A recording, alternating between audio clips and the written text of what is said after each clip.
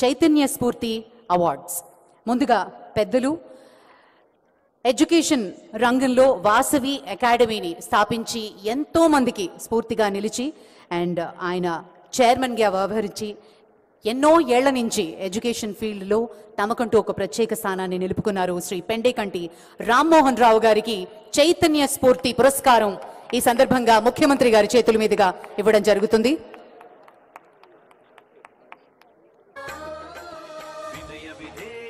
అందరినీ కూర్చోవలసిందిగా రిక్వెస్ట్ చేస్తున్నాం. ముఖ్యమంత్రి గారు శ్రీ పెండేకంటి రామ్మోహన్ రావు గారు సుదీర్ఘమైన ప్రస్థానం, విద్యారంగంలో ఎంతో మంది ఆయన శిష్యులు ప్రపంచవ్యాప్తంగా ఈరోజు ఎన్నో ఉన్నతమైన పదవుల్ని అధిరోహించారు. అలాగే వాసవి అకాడమీ ద్వారా ఎంతో మందికి విద్యని అందించడం మనందరం చూస్తున్నాం.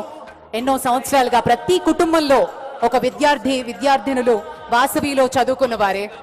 దానికి all the credit goes to Shri Pendekanti Rammohan Rao గారు. వారికి గట్టిగా చప్పట్లతోటి అభినందనలు తెలియజేద్దాం. చైతన్య స్ఫూర్తి పురస్కారం ప్రదానం చేస్తున్నారు గౌరవనీయులైన ముఖ్యమంత్రి గారు.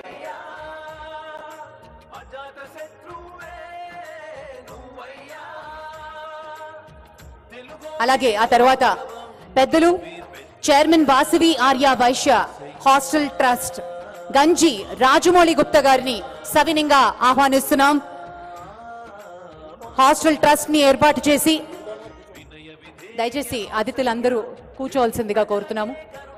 పెద్దలు శ్రీ గంజి రాజమౌళి గుప్తా గారు chairman Vasavi Aryavysya hostel trust, మనందరికీ సుపరిచితులు పెద్దలు గంజి రాజమౌళి గుప్తా గారు హాస్టల్ ట్రస్ట్ ని ఏర్పాటు చేసి ఎంతో మందికి స్ఫూర్తిని అందించారు. రాజమౌళి గుప్తా గారు విజ్ఞులు, అనుభవజ్ఞులు, సర్వజ్ఞులు, శిష్టుడు, విశిష్టుడు. ఒక్కసారి మీ అందరి చప్పట్లతో ఈ స్ఫూర్తి అవార్డు తీసుకుంటున్న వారందరినీ కూడా మరి చేతులు ఉన్న వారు దయచేసి చప్పట్లతో వారికి ఆశీర్వాదాలు అందించవలసిగా కోరుతున్నా. మిత్రులారా, గంజి రాజమౌళి గుప్తా గారు ఒక శిఖర సమానమైన సేవామూర్తి. ధన్యం, ధన్యోహం. అలాగే మరి మూడవ చైతన్య స్ఫూర్తి పురస్కారం శ్రీ మానేపల్లి రామారావు గారు చైర్మన్ మానేపల్లి జ్యువెలర్స్. వారికి ప్రత్యేకమైనటువంటి అభినందనలతోటి చప్పట్లు అందించాల్సిందిగా మనవి చేస్తున్నాం. ప్రత్యేకించి స్వర్ణగిరి గురించి మనం ఇక్కడ సందర్భంలో మనం మాట్లాడుకోవాలి. ఒకసారి అందరం గట్టిగా చప్పట్లతోటి పెద్దలు శ్రీ మానేపల్లి రామారావు గారికి అభినందనలు తెలియజేద్దాం. చైతన్య స్ఫూర్తి పురస్కారాన్ని అందుకుంటున్నారు.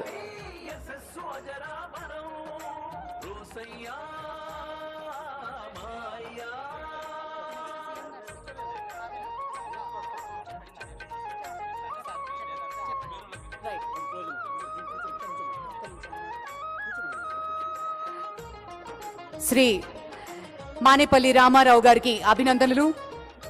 అలాగే చైతన్య స్ఫూర్తి పురస్కార గ్రహీతలందరికీ ఆత్మీయ అభినందనలు తెలియచేసుకుందాం మనందరి చప్పట్ల మధ్య.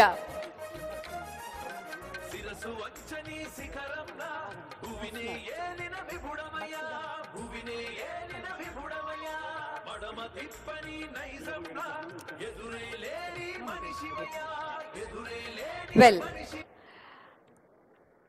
తెలంగాణ అస్తిత్వానికి అసలైన బ్రాండ్ అంబాసిడర్ మన సీఎం రేవంత్ రెడ్డి గారు కాంగ్రెస్ పార్టీ ఇచ్చిన తెలంగాణ సార్థకత చేస్తూ ముందుకి సాగుతున్నారు.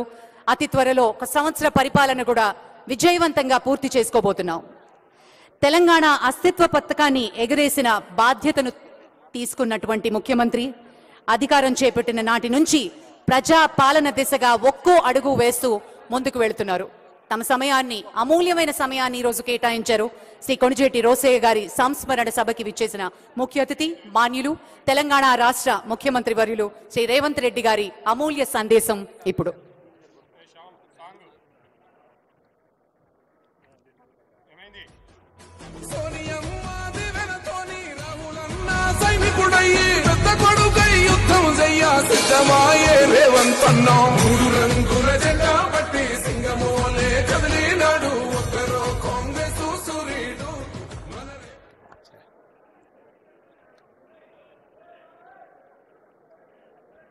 రోసయ్య గారి కుటుంబ సభ్యులు,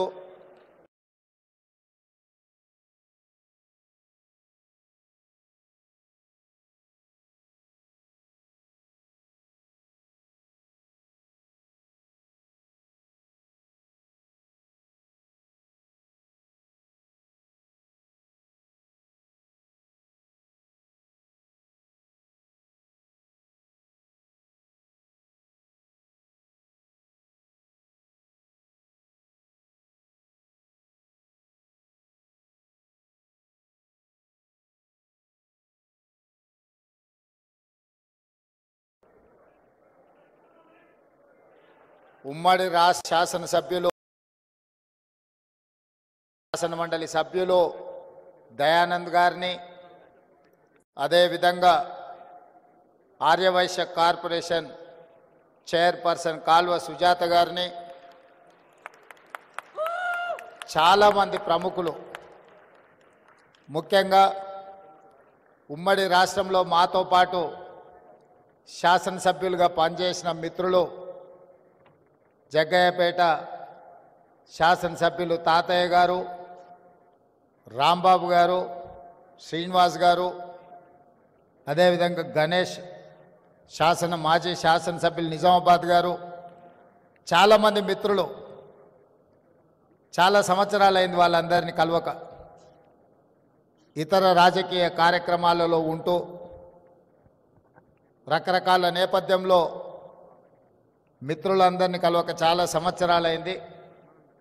ఈరోజు ఈ వేదిక మీద రోసయ్య గారి వర్ధంతి సందర్భంగా మా సహచర ప్రజాప్రతినిధులను, ఆర్యవైశ్య సభ్యులను, కుటుంబ సభ్యులందరినీ కలుసుకోవడం చాలా ఆనందదాయకం. ఈ సందర్భంగా మిమ్మల్ని అందరినీ కలవడం ద్వారా గతంలో రోసయ్య గారితో మాకున్న అనుబంధం, శాసన మండలిలో, శాసనసభలో వారితో పోటీ పడి ప్రసంగించాలన్న ఆలోచన, స్ఫూర్తిని వారు మాకు ఇవ్వడం జరిగింది. ఈరోజు ఒక మాట ఈ వేదిక మీద నుంచి నేను అధికారికంగా చెప్పదలుచుకున్నాను.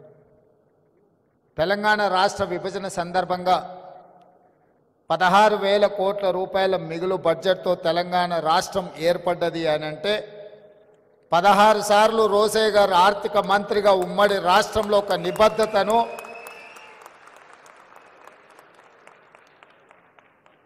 ఆర్థిక పరంగా ఒక క్రమశిక్షణను వారు పాటించారు. కాబట్టే తెలంగాణ రాష్ట్ర ఏర్పాటు సందర్భంగా 16,000 కోట్ల రూపాయలతో మిగులు రాష్ట్రంగా తెలంగాణ రాష్ట్రం అవతరించిందని చెప్పి నేను ఈ సందర్భంగా ఖచ్చితంగా చెప్పదలుచుకున్నా. 2007 సంవత్సరంలో మొట్టమొదటిసారి శాసన మండలిలో నేను ప్రవేశించినప్పుడు, సభలోకి వెళ్ళినప్పుడు ఒక పక్కన చుక్కా రామయ్య గారు, ఇంకొక పక్కన ప్రొఫెసర్ నాగేశ్వర్ గారు, ప్రభుత్వ పక్షాన ఆర్థిక మంత్రిగా రోసయ్య గారిని చూస్తే ఒకలాంటి భయం.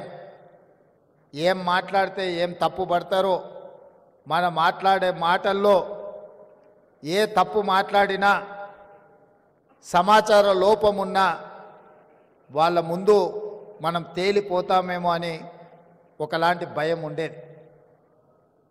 అక్కడి నుండి సాగునీటి పారుదల శాఖకు సంబంధించిన అంశాల మీద రాజీవ్ ఆరోగ్యశ్రీ ప్రవేశపెట్టినప్పుడు, ఆ అంశాల మీద విశ్లేషణ చేసినప్పుడు మొట్టమొదటిసారి రోసయ్య గారు ఆర్థిక మంత్రిగా నన్ను తన చేంబర్లోకి పిలిపించుకొని, ఎక్కడ చదువుకున్నావయ్యా నువ్వు, బాగానే మాట్లాడుతున్నావు, కాకపోతే లైబ్రరీకి వెళ్ళి ఇంకా లోతుగా నువ్వు నేర్చుకోవాల్సిన అవసరం ఉంది. ఈ శాసనసభ ప్రొసీడింగ్స్ గురించి, ప్రొసీజర్స్ మీద, ప్రాక్టీసెస్ మీద అవగాహన తెచ్చుకుంటే సభలో అద్భుతంగా రాణించగలవు, నీకు మంచి భవిష్యత్తు ఉంటుంది, చదువుకొని సభలో మాట్లాడమని చెప్పి పెద్దలు రోసయ్య గారు 2007లో నాకు సూచన చేశారు. వారు ఇచ్చిన సూచనను ఆనాడు నేను ప్రతిపక్షంలో ఉన్నా. రోసయ్య గారు ప్రతిపక్ష శాసన మండలి సభ్యుడు అని చూడకుండా ఉమ్మడి రాష్ట్రానికి చదువుకున్న ప్రజాప్రతినిధులు ప్రజా సమస్యలను అవగాహనతో చట్టసభలలో మాట్లాడితే మన యొక్క గౌరవం పెరుగుతుందన్న ఆలోచనతోటి ఆ రోజు రోసయ్య గారు నాకు సూచన చేయడం జరిగింది. వారి సూచనతో చదువుకొని వారికే ఇబ్బందికరమైన పరిస్థితులు కల్పించే విధంగా శాసన మండలిలోనే మాట్లాడేవాడిని. ఆ మాట అన్నా, సార్ మీరు సూచన చేస్తూ నేను చదువుకొని వస్తే ప్రభుత్వానికి ఇబ్బంది కలిగినప్పుడు, ప్రభుత్వం సమస్యలో ఇరుక్కున్నప్పుడు డాక్టర్ వైఎస్ రాజశేఖర రెడ్డి గారు ఆ సమస్యను పరిష్కరించడానికి మిమ్మల్నే పంపుతాడు కదా, అది మీకు కూడా ఇబ్బంది అవుతుంది కదా అని నేను వారిని అడిగిన. అంటే వారు అన్నారు, ప్రతిపక్షంలో ఉన్నప్పుడు ప్రశ్నించాలి, పాలకపక్షంలో ఉన్నప్పుడు పరిష్కరించాలి, ప్రజాప్రతినిధులుగా ఇది మన బాధ్యత, దీంట్లో ఎవరం బేసిజాలకు వెళ్ళాల్సిన పని లేదు. నువ్వు సమస్యలతో అవగాహనతో వచ్చి మాట్లాడితే మా ప్రభుత్వం వాటిని పరిష్కరిస్తుంది, తద్వారా మా ప్రభుత్వానికి మంచి పేరు వస్తుంది తప్ప మీరు ప్రస్తావించారు కాబట్టి మేము వాటిని పరిష్కరించకుండా ఉండాలన్న ఆలోచన మన ప్రభుత్వానికి ఉండదు. ముఖ్యంగా ఆర్థిక శాఖ మంత్రిగా అది నా బాధ్యత అని వారు చెప్పినప్పుడు నాకు ఆనందం కలిగింది. ఈరోజు అలాంటి స్ఫూర్తి కొరవడింది చట్టసభలలో. ప్రతిపక్షాలు ప్రశ్నిస్తే పాలకపక్షాన్ని ఏదో పోతుంది అన్నట్టుగానో, ప్రశ్నించే వాళ్ళని అసలు మాట్లాడించడానికి అవకాశమే ఇవ్వద్దు అన్నట్టుగానో పరిస్థితులు తయారైనాయి. ఆ పరిస్థితుల నుంచి బయటపడాల్సిన అవసరం ఉన్నది. ప్రతిపక్షాలు కూడా రోసయ్య గారు చేసిన సూచన ప్రకారం చదువుకోవడం ద్వారా సమస్యల పట్ల అవగాహనతో కూడుకున్న ప్రసంగాలు చేస్తే అవి సమస్యలను పరిష్కరించడానికే కాకుండా ప్రభుత్వాన్ని ఇరుకున పెట్టడానికి ఉపయోగపడతాయి. తద్వారా ప్రజలకు ప్రయోజనం చేకూరుతుంది. తద్వారా శాశ్వతంగా ప్రజలలో ఒక చెరగని ముద్ర. ఈరోజు రోసయ్య గారు వారి కుటుంబం రాజకీయాలలో లేరు. రాజకీయ అవసరాల కోసం మనం వెళ్తే వాళ్ళు పరిష్కరించగలిగిన పరిస్థితుల్లో ఉండకపోవచ్చు. అయినా ఇన్ని వేల మంది ఈరోజు ఇక్కడికి వచ్చిండ్రు అని అంటే శాసనసభ్యుడిగా, శాసనమండలి సభ్యుడిగా, పార్లమెంట్ సభ్యుడిగా, ఉమ్మడి రాష్ట్ర ఆర్థిక మంత్రిగా వివిధ శాఖలను నిర్వహించిన అనుభవంతో వారు ముఖ్యమంత్రిగా, గవర్నర్గా దాదాపుగా 50 సంవత్సరాల పైగా ప్రజా జీవితంలో వారు రాణించినరు. ఎన్జి రంగా గారి శిష్యుడిగా వారు ఒక గొప్ప గుర్తింపును తీసుకొచ్చిండ్రు. తమిళనాడుకి ఏ గవర్నర్ వెళ్ళినా, తమిళనాడు రాష్ట్రంలో గవర్నర్ ఎవరు బాధ్యతలు నిర్వహించినా ఏదో ఒక వివాదంలో ఇరుక్కోవడమో లేకపోతే ఆ ముఖ్యమంత్రులతో తగవు పెట్టుకొని వారు ఏదో ఒక సమస్యలో కూరుకుపోవడమో జరుగుతుంది.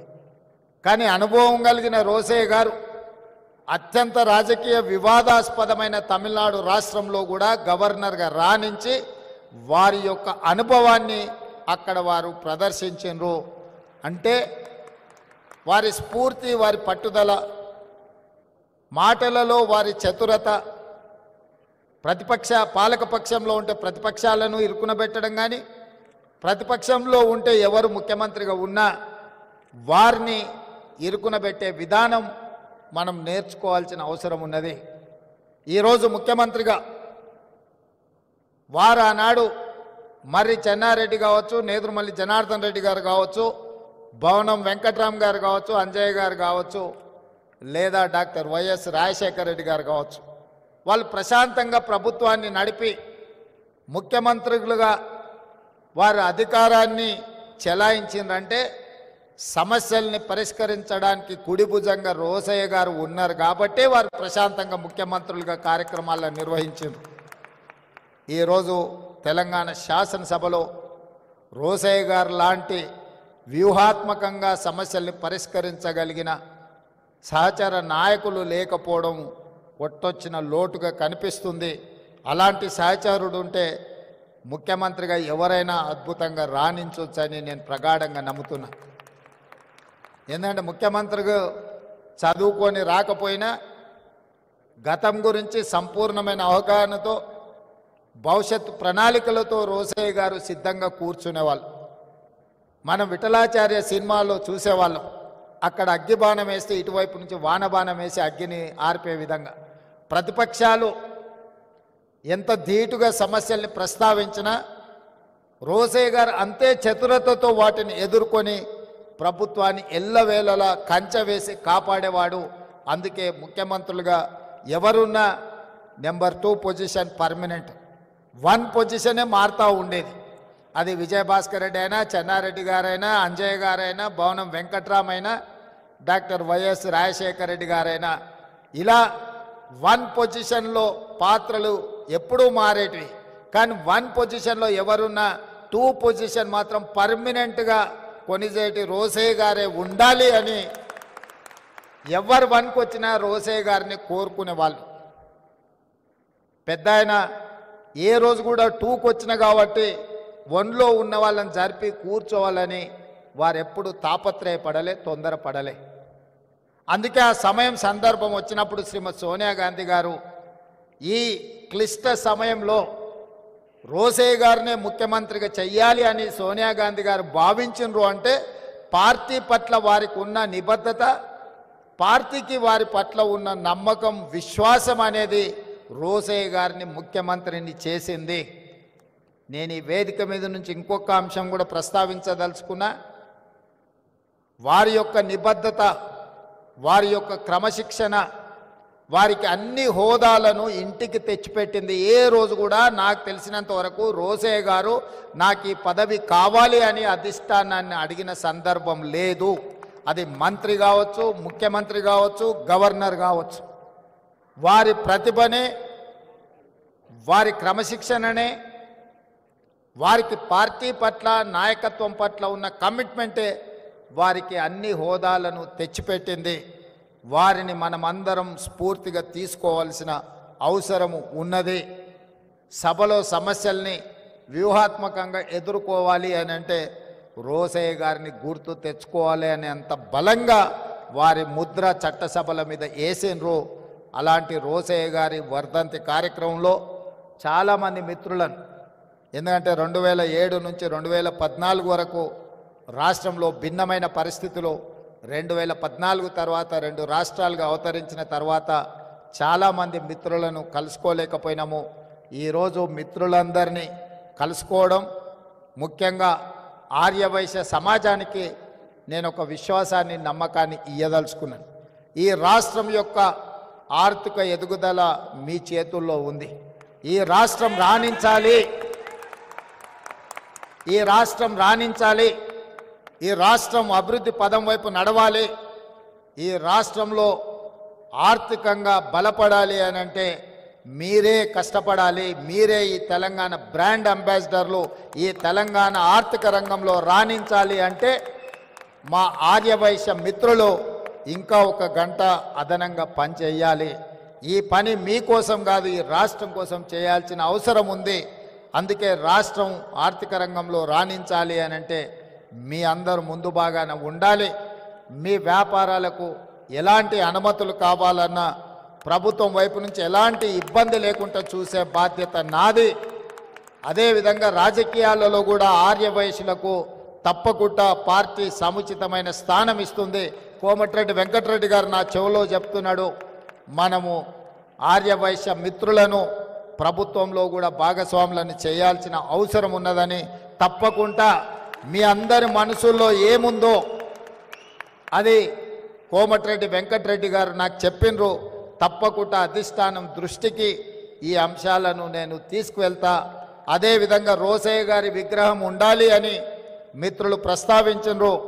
100% రోసయ్య గారు ఒక సందర్భంలో వారు ముఖ్యమంత్రిగా ఉన్నప్పుడు చంద్రబాబు నాయుడు గారితో కలిసి నేను వారి ఇంటికి వెళ్ళిన ఒక రిప్రజెంటేషన్ తీసుకెళ్ళి వారితో మాట్లాడుతూ ఆ రోజు తెలంగాణ ఉద్యమానికి సంబంధించిన అంశాలు ప్రస్తావనకు వచ్చినప్పుడు రోసయ్య గారు ఒక మాట చంద్రబాబు నాయుడు గారికి చెప్పారు.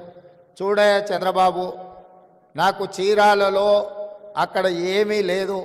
50 సంవత్సరాల క్రితం అక్కడ ఉన్నది అమ్ముకొని హైదరాబాద్కు వచ్చి అమీర్పేట్ ప్రాంతంలో ఇల్లు కట్టుకున్నా. నేను హైదరాబాదు వాడినే తప్ప నాకు ఆ రాష్ట్రమా ఈ ప్రాంతమా అని లేదు. 2 ప్రాంతాలు నాకు సమానమే. నేను హైదరాబాద్ వాడిని అని చెప్పిండు. ఈరోజు నికార్సైన హైదరాబాద్ ఎవరైనా ఉన్నారంటే రోసయ్య గారు అని చెప్పి నేను సంపూర్ణంగా విశ్వసిస్తున్నా. అలాంటి నికార్సైన హైదరాబాదీ రోసయ్య గారికి హైదరాబాదు నగరంలో విగ్రహం లేకపోవడం అనేది లోటు. తప్పకుండా రాష్ట్ర ప్రభుత్వం ఒక మంచి ప్రాంతాన్ని మీరు చూసి ప్రభుత్వానికి సూచన చేయండి. మా ఆర్ఎండ్బి శాఖ మంత్రి కోమటిరెడ్డి వెంకటరెడ్డి గారికి ఏ ప్రాంతంలో రోసయ్య గారి విగ్రహం పెడితే బాగుంటుందో ఒక ప్రాంతాన్ని సూచన చెయ్యండి. తప్పకుండా రోసయ్య గారి రాబోయే 4వ వర్ధంతి లోపులోనే రోసయ్య గారి విగ్రహాన్ని మనం పెట్టుకుందాము. ఎందుకంటే వారు అందరికీ స్ఫూర్తి. ఆర్యవైశ్య మిత్రులకే కాదు, ప్రజా జీవితంలో ఉన్న వార్డు మెంబర్ నుంచి పార్లమెంట్ మెంబర్ వరకు, రాష్ట్ర మంత్రి నుంచి కేంద్ర మంత్రి వరకు, ముఖ్యమంత్రుల వరకు రోసయ్య గారు ఒక స్ఫూర్తి. అలాంటి వ్యక్తుల విగ్రహాలు ఉండడం ద్వారా ఈ సమాజానికి ఒక మంచి సందేశాన్ని ఇచ్చిన వాళ్ళం అవుతాము. తెలంగాణ రాష్ట్ర ముఖ్యమంత్రిగా మా ఆర్యవైశ్య మిత్రులకు నేను మాటిస్తున్నా, మీరు మంచి ప్రాంతంలో రోసయ్య గారి విగ్రహం పెట్టడానికి మీరు ఏర్పాట్లు చేసుకోండి. రాష్ట్ర ప్రభుత్వం అనుమతిస్తుంది. ఆ ప్రాంతాన్ని రోసయ్య గారి పేరు మీద అభివృద్ధి చేసే బాధ్యత మా ప్రభుత్వం తీసుకుంటుంది అని చెప్పి ఈ సందర్భంగా మీకు అందరికీ తెలియజేస్తూ, ఏది ఏమైనా చాలామంది నిర్వాహకులు ఇందులో భాగస్వాములు ఉన్నారు. వారికి పేరు పేరున మనస్ఫూర్తిగా ఒక మంచి కార్యక్రమాన్ని ఏర్పాటు చేసినందుకు అభినందిస్తున్నా. అదేవిధంగా Pendakanti educational academy, Vasavi engineering college ఒక అద్భుతమైన సంస్థ, రామ్మోహన్ రావు గారిని సన్మానించడం అనేది నాకు ప్రత్యేకమైన గౌరవం. ఎందుకంటే వారితో నాకు చాలా సంవత్సరాల నుంచి పరిచయం ఉన్నది. వారు ఎంత నిబద్ధతతో వాసవి ఇంజనీరింగ్ కాలేజ్ నిర్వహించినరో నాకు తెలుసు. ఈ మధ్య కాలంలోనే ఫీ రియంబర్స్మెంట్ ఇష్యూస్ వచ్చినప్పుడు సిబిఐటి, వాసవి ఇట్లాంటి ఇన్స్టిట్యూషన్స్కి గ్రీన్ ఛానల్లో ఆ ఫీజు రియంబర్స్మెంట్ ఇవ్వాలి. ఎందుకంటే ఆ సంస్థలు లాభాపేక్ష లేకుండా ప్రజల కోసమే ఉపయోగపడే విధంగా సంస్థలు నడుపుతున్నారు అని చెప్పి మా అంతర్గత సమావేశంలో మా ఆర్థిక మంత్రి బట్టి విక్రమార్క గారికి నేను సూచన చేయడం జరిగింది. వాసవి ఇంజనీరింగ్ కాలేజ్, వాసవి సంస్థల్ని నిలబెట్టండి. నాకు పూర్తి సమాచారం లేదు, నాకున్న కొంతమేర సమాచారానికి ఆర్థికపరమైన ఇబ్బందులు ఉన్నాయని నా దృష్టికి వచ్చింది. ప్రభుత్వం వైపు నుంచి ఏమైనా బకాయిలు ఉంటే తక్షణమే ఆ సంస్థకు విడుదల చేయించే బాధ్యత కూడా నేను తీసుకుంటా. ఎందుకంటే ఎంతోమంది ఇంజనీర్స్ని ఈరోజు ఎక్కడంటే అక్కడ ఇంజనీరింగ్ కాలేజీలు వచ్చినాయి, కానీ ఆ రోజుల్లో ఒక గొప్ప ఇంజనీర్లను తయారు చేసి సమాజానికి ఇచ్చిన ఒక గొప్ప సంస్థ వాసవి అకాడమీ, ఎడ్యుకేషనల్ అకాడమీ. తప్పకుండా వాసవి ఎడ్యుకేషనల్ అకాడమీని తప్పకుండా పునరుద్ధరించడానికి అవసరమైన సహకారాన్ని అందించడానికి కూడా రాష్ట్ర ప్రభుత్వం సిద్ధంగా ఉన్నది. అదేవిధంగా రాజమౌళి గారు నాకు తెలిసి కుబేర టవర్స్ నారాయణగూడలో కట్టింది వారే. అప్పటి నుంచి వారు నాకు పరిచయం, వాళ్ళ కుమారులు కూడా నాకు తెలుసు. నేను ఆ కుబేర టవర్స్లో కొంతకాలం వ్యాపారం పరంగా అక్కడ రెంట్ కూడా నేనున్న, వారు గుర్తించిందో లేదో నాకు తెలియదు, కానీ వీళ్ళందరినీ కూడా సన్మానించడం, కలవడం ఈ సందర్భంగా సంతోషం. ఏదేమైనా ఇంత మంచి కార్యక్రమాన్ని ఏర్పాటు చేసి రోసయ్య గారిని స్మరించుకునే అవకాశం ఇచ్చినందుకు మరొక్కసారి నిర్వాహకులకు ధన్యవాదాలు తెలియజేస్తూ సెలవు తీసుకుంటున్న మిత్రులారా.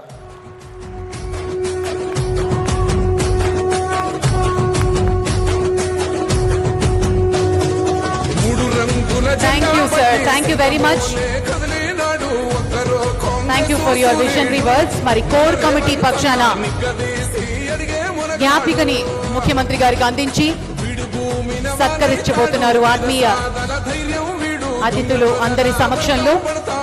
కోర్ కమిటీ వారిని ముందుకు రావాల్సిందిగా మనవి చేస్తున్నాం. శ్రీ వెంకటేశ్వర స్వామి జ్ఞాపికని ముఖ్యమంత్రి గారికి అందిస్తున్నారు.